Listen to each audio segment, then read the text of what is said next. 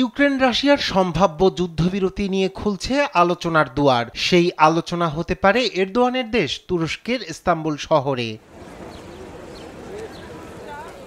এ নিয়ে শনিবার রাষ্ট্রীয় টেলিভিশনে সাক্ষাৎকারে রুশ প্রেসিডেন্ট ভ্লাদিমির পুতিন জানান, আগামী 15 মে থেকেই সরাসরি যুদ্ধবিরতি আলোচনায় প্রস্তুত মস্কো।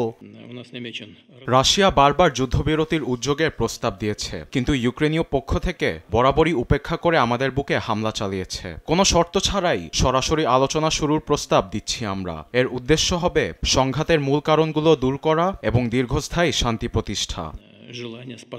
এরপরই পুতিনের আলোচনার আহ্বানে সাড়া দেন ইউক্রেনের প্রেসিডেন্ট ভলোদিমির জেলেনস্কি। কিয়েভ মস্কোর প্রস্তাবকে ইতিবাচক হিসেবে বিবেচনা করছে বলেও জানান তিনি।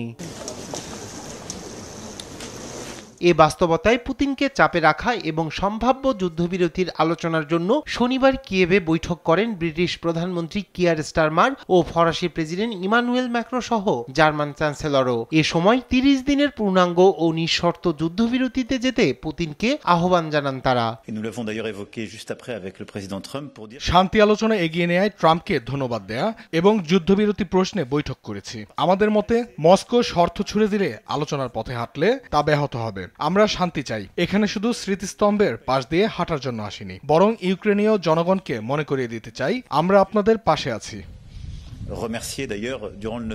ক্রেমলিনের মুখপাত্র দিমিত্রি পেসকভ জানান, প্রস্তাবটি নিয়ে পর্যালোচনা করছে মস্কো। সবার আগে যুক্তরাষ্ট্র ও ইউরোপকে ইউক্রেনে অস্ত্র সরবরাহ বন্ধ করতে হবে। চাপ দিয়ে রাশিয়া থেকে দাবি আদায়ের চেষ্টা ব্যর্থ হবে বলে চাপ জানান তিনি। রায়হান কবির শুভ্র, নিউজ ডেস্ক, দেশ টিভি।